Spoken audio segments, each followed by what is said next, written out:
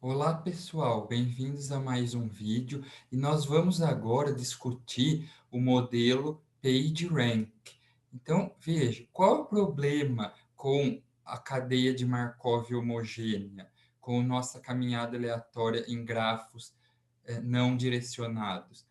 Veja, ela funciona muito bem, porém, a internet é um dígrafo, é um grafo direcionado. O que que acontece? Se nós formos modelar uma caminhada aleatória na internet, a cadeia de Markov homogênea, o modelo matemático, não vai ser irredutível e nem aperiódica. Tudo bem? E isso vai implicar que a distribuição estacionária não vai ser única.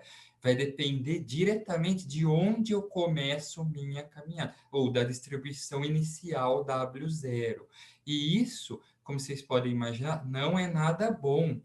Tudo bem? Porque imagine que o PageRank do Google ele fosse variar dependendo do lugar que você começa a caminhada, né? Seria um negócio, cada dia dá um resultado diferente, né? Ia ser um negócio que não é legal, do ponto de vista prático, não é bom.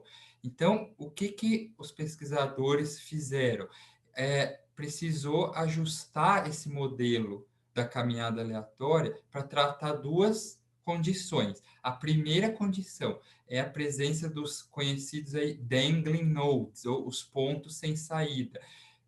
Incluem estados absorventes e coisas do tipo, né? E subgrafos assim como esse aqui, ó, B, C, D, em que você fica preso, né? Não precisa ser exatamente um estado absorvente, pode ser um subgrafo ali que é absorvente. Uma vez que você entra ali, você nunca mais sai, né? Então, qual que é a ideia? Permitir eventuais saltos com uma pequena probabilidade. Então, na prática, nós vamos ligar todos os nós com cada nó com todos os outros com uma probabilidade 1 sobre n. Porém, nós vamos dar um peso bem pequeno para isso, 10% tipicamente, né?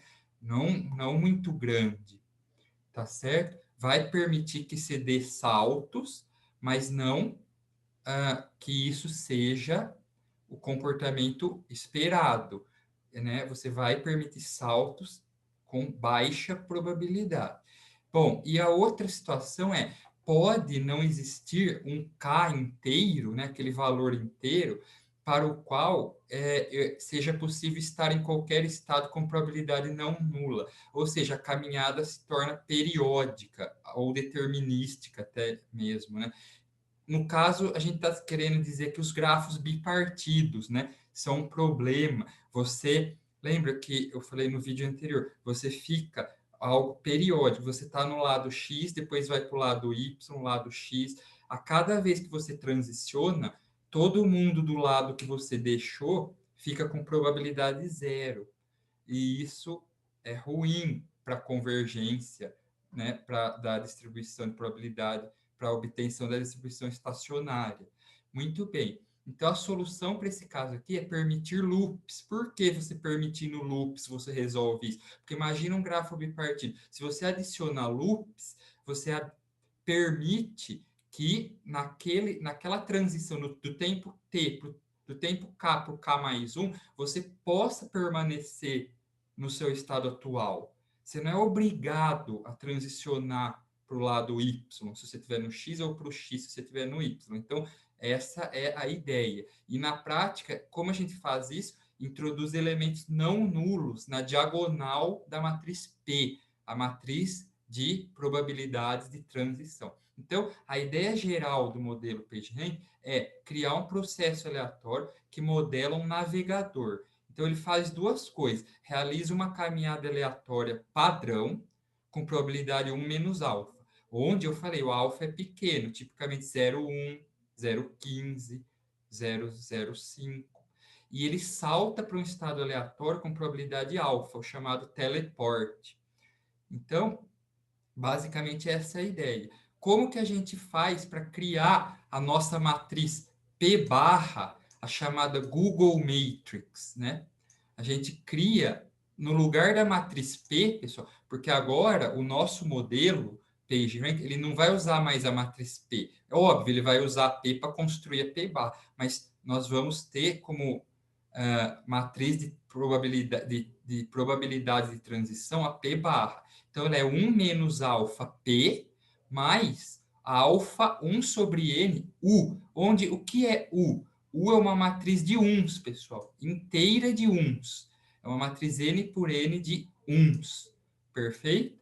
Então, se o alfa é, por exemplo, 0,1, vai ficar 0,9p mais 0,1 vezes 1 sobre n, que seria a probabilidade de saltar, né? 1 sobre n, se n é grande, 1 sobre n já é pequeno, pessoal. Ao multiplicar por 0,1, fica menor ainda. Então, digamos assim, nós estamos introduzindo uma leve perturbação no processo aleatório. Não é algo que vai, assim, descaracterizar totalmente o que a gente vinha fazendo anteriormente, ok? Essa é a ideia. Bom, então, resumo, eu tenho lá o G, que é o meu dígrafo, é a internet. Do G, eu consigo construir a matriz de adjacência de G. De A, eu consigo construir P, que é a matriz das probabilidades de transição da caminhada aleatória padrão. E agora eu vou ajustar P, escolhendo um alfa 0,1, por exemplo, e vou calcular P barra. Essa aqui vai ser a minha matriz de probabilidade de transição final. Notem o seguinte, pessoal, da equação anterior, algumas observações importantes. Aqui, ó, observando essa definição. Se alfa vale zero, pessoal, o que acontece se alfa vale zero? Zero.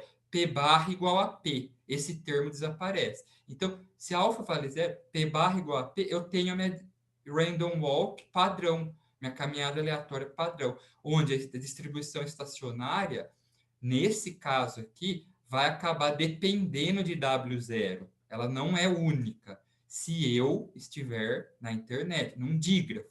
Se eu estiver num dígrafo. Se estiver num grafo não direcionado, perfeito. Agora, e se alfa for 1, o outro extremo? Agora eu vou ser extremista. Vou colocar 1 aqui no alfa.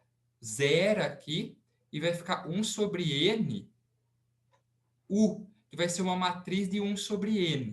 Então, a distribuição estacionária é totalmente não informativa. Por quê? Virou a distribuição uniforme.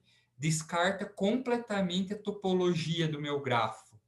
Então, se eu colocar alfa igual a 1, eu estou sorteando, jogando um dado para escolher, né, a probabilidade. Todos os vértices terão a mesma probabilidade, ou seja, a topologia do meu grafo, topologia da internet, estou descartando, estou jogando completamente fora. Também a gente não quer isso, né? A gente quer um meio termo. Na verdade, a gente quer um alfa pequeno, a gente quer, né, considerar o máximo da topologia da rede, do grafo, o máximo possível. Tudo bem? Então, o objetivo é esse, encontrar um compromisso entre casos limites. Como escolher o alfa, nós vamos ver no final, em outros vídeos. Vou dar umas dicas aí de como escolher o alfa e por quê. Tudo bem? Bom, por esse vídeo eu fico por aqui. Era isso que eu queria mostrar a vocês. Muito obrigado pela atenção. Agradeço a todos. Nos vemos nos próximos vídeos. Até mais.